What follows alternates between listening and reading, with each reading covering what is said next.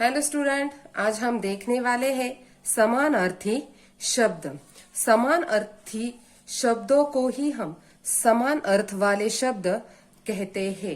पहले हम समान अर्थ वाले शब्दों की व्याख्या देखेंगे। एक ही अर्थ प्रकट करने वाले शब्दों को समान अर्थ वाले शब्द कहते हैं।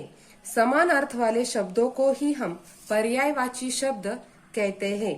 समान अर्थ वाले शब्दों से हमारे शब्दों का भंडार अधिक गहरा होता है। तो बच्चों, अब हम चित्र के साथ कुछ समान अर्थ वाले शब्दों के उदाहरण देखेंगे। एक चित्र के लिए दो शब्द दिए हुए हैं। पहला शब्द है सूरज और दूसरा है सूर्य। यह दोनों शब्दों के लिए हमारे मन में एक ही प्रतिमा आती है और उन दोनों शब्दों का अर्थ भी एक ही होता है। दूसरा देखेंगे, पहला शब्द है वृक्ष और दूसरा है पेड़। यह दोनों शब्दों के लिए भी हमारे मन में एक ही प्रतिमा आती है और उन दोनों शब्दों का अर्थ भी एक ही होता है। तीसरा उदाहरण हम देखेंगे, उसमें पहला शब्द दिया है आकाश और दूसरा शब्द दिया है आसमान। इन दोनों शब्दों के लिए हमारे मन में एक ही प्रतिमा आती है और उन दोनों शब्दों का अर्थ भी एक ही होता है। चौथा देखेंगे उदाहरण हम, लड़की बालिका। इन दोनों शब्दों के लिए भी हमारे मन में एक ही प्रतिमा आती है और उन दोनों शब्दों का अर्थ भी एक ही होता है। पांचवा उदाहरण देखेंगे हम, वहां पर पहला शब्द दिया है फूल और दूसरा शब्द दिया है पुष्प।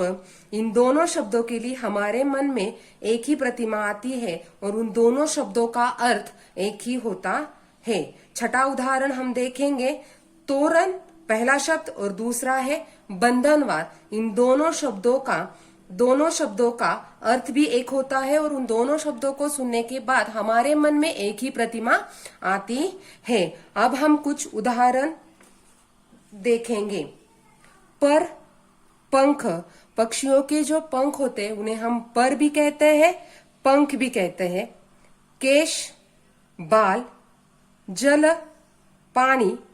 नेत्र, आंख। जंगल, वन। प्रकाश, उजाला।